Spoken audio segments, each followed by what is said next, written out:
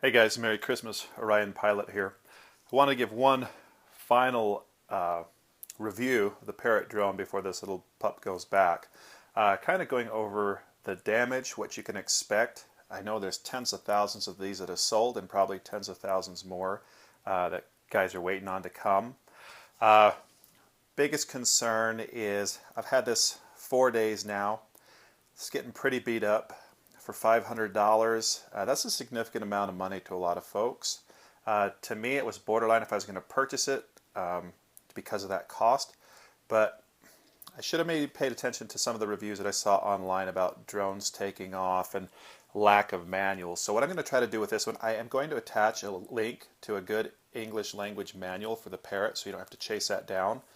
Also, if you are a Mac user, there is nothing that tells you how to import video to a Mac computer. You've got to go online and find the Android file transfer, and I'll show you that in just a minute. Some concerns about how the battery hooks up, which really isn't as bad as people thought it was. I can show you that. But first and foremost, just what you can expect in your first few days of flying. Probably the first thing that happened, one of the propellers here hit a tree and tweaked it quite a bit out of plane. That's understandable. I mean, they give you extra propellers in here for that reason, so not too big a deal. The one that caught my attention is this sensor right here. On each leg there's a little sensor.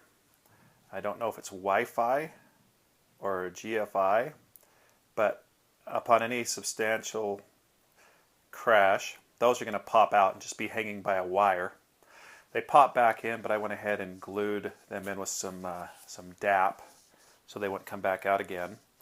The next issue, the little feet that you see here, took a hard landing yesterday. A final event that told me I'm not going to keep this thing for what they cost.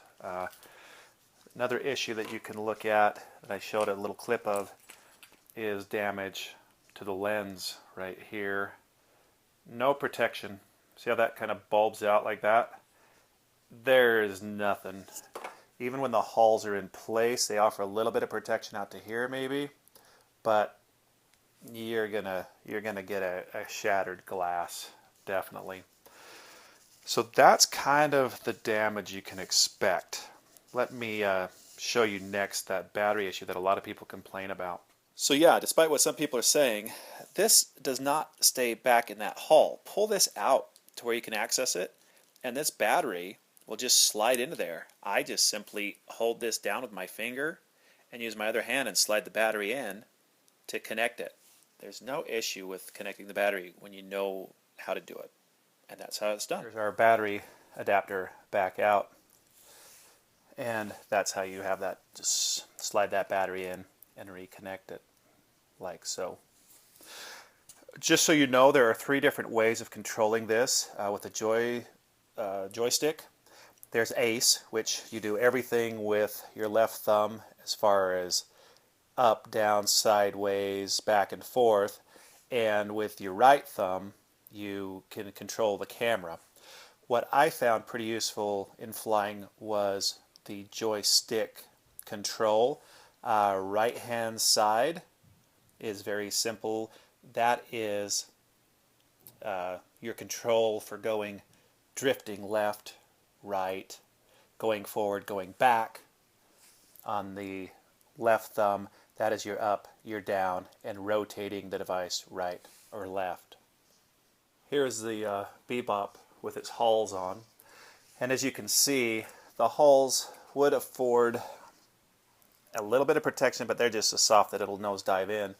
Plus, they advise you when you're flying outside not to fly it with the hulls in place.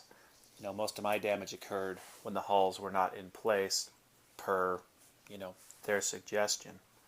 So I want to next tell you about the event that happened yesterday that convinced me that this thing is going back.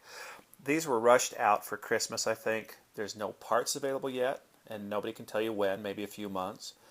There's no real manual out. You have to search on the internet and find that, and like I say, I will post a link for you guys for it. You pretty much learn by by using it. Like I say, we probably got 3 or 4 hours on this, probably flown this 20 times, probably crashed it 12 times.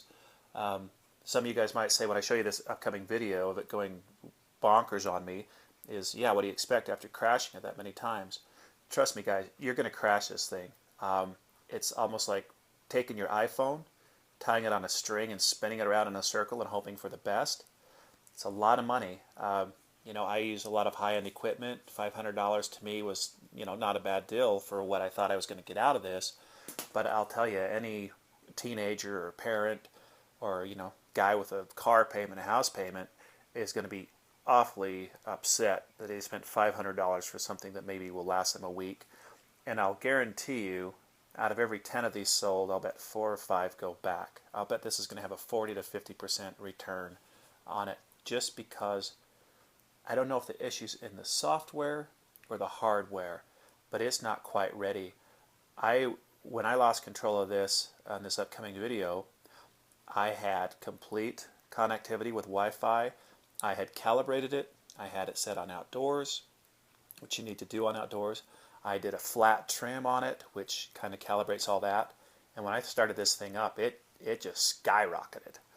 So let's move on to that video next. Okay, just before that video, when you do transfer, once you shoot something on the internal memory on the Bebop, you can then transfer that to the controlling device, your iPad or your iPod, your Android, what have you.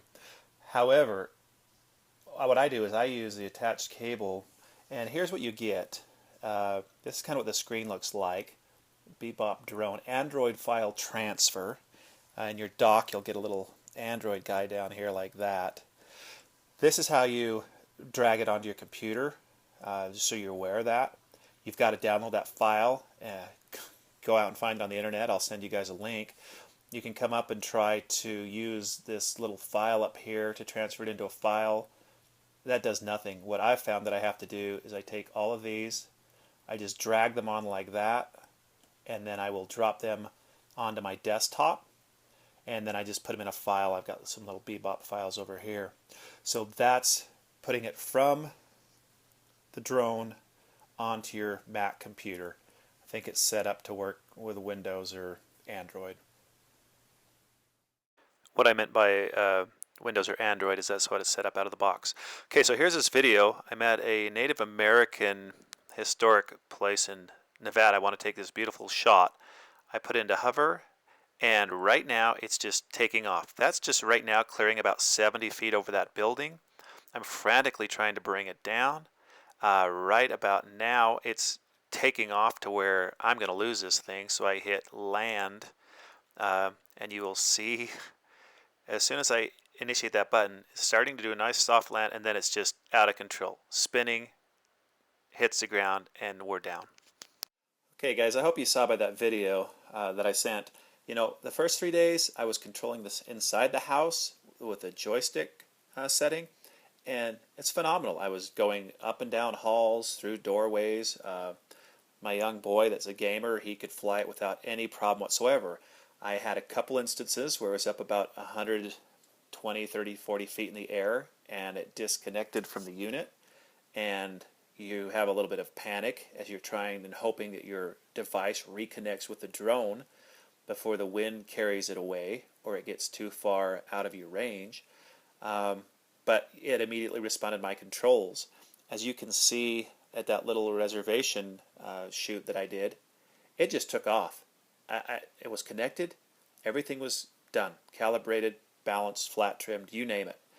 It just plain took off. And I was frantically, trying to hit the land. I've learned that emergency is the ultimate cutoff. Once you hit that emergency, it cuts the power and it drops like a rock. I hit landing, and it started its landing procedure, and then it just died. Now, this is with, full battery. It was crazy.